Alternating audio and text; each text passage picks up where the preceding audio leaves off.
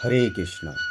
শুধু গৌর ভক্তবৃন্দ, আজ আমরা কথা বলবো ভগবান শ্রী চৈতন্য মহাপ্রভুর কিছু জীবনী।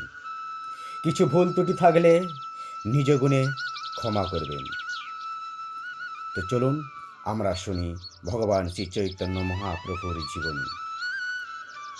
ভগবান শ্রী চৈতন্য মহাপ্রভু ছিলেন ভক্তির আন্দোলনে অন্যতম সাধক ও গৌড়ীয় বৈষ্ণব ধর্মের প্রবর্তক। তার জীবনে কৃষ্ণ ভক্তি, নাম সংকীর্তন এবং প্রেম ভক্তির আদর্শে ভরপুর ছিলেন। তিনি ভগবান হবার সত্ত্বেও নিজের জীবনকে সম্পূর্ণভাবে কৃষ্ণ ভক্তি কীভাবে করতে হয় সেটা দেখিয়ে দিয়ে গেছে। ভগবান শ্রী চৈতন্য মহাপ্রভুর জন্ম 18 ফেব্রুয়ারি 1486 খ্রিস্টাব্দে ফাল্গুন পূর্ণিমায় দোলযাত্রার দিন হয়েছিল। জন্ম হয়েছিল নদিয়া জেলা। পিতা জগন্নাথ মিশ্র, মাতা শচী দেবী। নবদ্বীপের 9টা দ্বীপের জন্ম তার অন্তর্দ্বীপে। শৈশবে তার নাম ছিল বিশ্বম্ভর। ছোটবেলায় তিনি খুব চঞ্চল ছিলেন এবং সবাই তাকে নিমাই নামেই ডাকতেন, কারণ তিনি একটি নিম গাছের নিচেই জন্মেছিলেন। ছোটবেলা থেকেই তিনি অত্যন্ত মেধাবী ছিলেন এবং ব্যাকরণ, যুক্তিশাস্ত্র ও সাধারণ দক্ষতায় অর্জন করেছিলেন।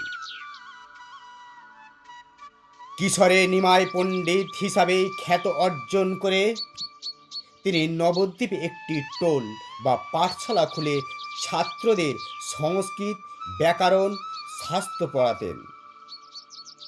তার যুক্তিবিদ্যা, পাণ্ডিত্যের জন্যই তিনি নিমাই পণ্ডিত নামে পরিচিত হন। 1508 সালে দিকে তিনি গয়ায় পিতৃ শ্রদ্ধা করতে গিয়ে শুরু হয় নতুন যাত্রা। সেখানে দেখা হয় ঈশ্বরপুরীর সাথে। সেখান থেকে তিনি দেখার পরে ঈশ্বরপুরীর কাছ থেকেই নতুন জীবনের অধ্যায় শুরু হয়।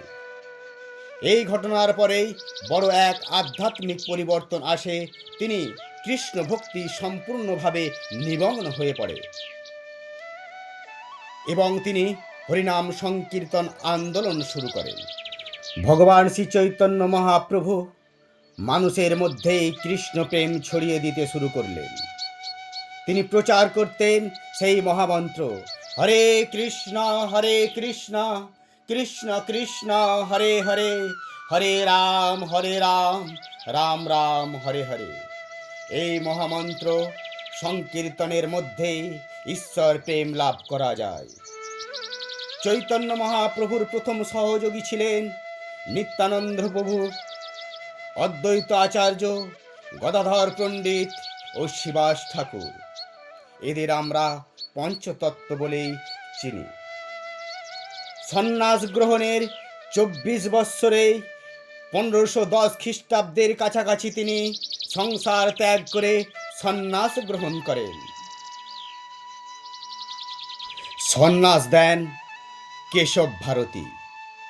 এরপর তিনি নাম হয় শ্রীকৃষ্ণ চৈতন্য। সন্ন্যাস গ্রহণের পর তিনি ভারতের বিভিন্ন স্থান ভ্রমণ করে কৃষ্ণ ভক্তির প্রচার করেন, যেমন পুরী, বৃন্দাবন, বর্ষানা, প্রয়াগ ও দক্ষিণ ভারতের। শেষ জীবনের বড় অংশ তিনি পুরী জগন্নাথেই কাটিয়েছিলেন। ভগবান শ্রী চৈতন্য মহাপ্রভুর মূল দর্শন ছিল অচিন্ত ভেদাভেদ তত্ত্ব। অর্থ, জীব ও ঈশ্বর একসঙ্গেই, একই আবার অভিন্ন। এই সম্পূর্ণ মানুষের বুদ্ধির বাইরে। তার শিক্ষা ছিল হরিনাম সংকীর্তন, কৃষ্ণ প্রেম, ভক্তির দ্বার মুক্ত হওয়ার এক লক্ষ্য। ভগবান শ্রী চৈতন্য মহাপ্রভু নিজেই ভগবান হবার সত্ত্বেও কিভাবে পালন করতে হবে কৃষ্ণ ভক্তি কিভাবে কল্যাণ হবে জীবের, সেটা নিজেই শিখিয়ে দিয়ে গেছে আমাদের। তো তারই আজ পদাঙ্কন করে যদি আমরা চলি, আমাদের সংকট থেকে আমরা বারে বারে মুক্তি পাব। যেইভাবে চাঁদ কাজীকে তার রাস্তা দেখিয়েছে, যেইভাবে জগায় মাধায়ের প্রতি কৃপা বর্ষণ করেছে, যেইভাবে তিনি আমাদের সেই অনুকরণ করার জন্য আদেশ করে গেছে, সেই পথে আমাদের চলা একমাত্রই প্রয়োজন। শুধু গৌর ভক্তবৃন্দ, সকলের কাছে, সকলের চরণে আমার প্রণাম। হরে কৃষ্ণ কৃষ্ণ কৃষ্ণ হরে হরে, হরে রাম রাম রাম হরে হরে।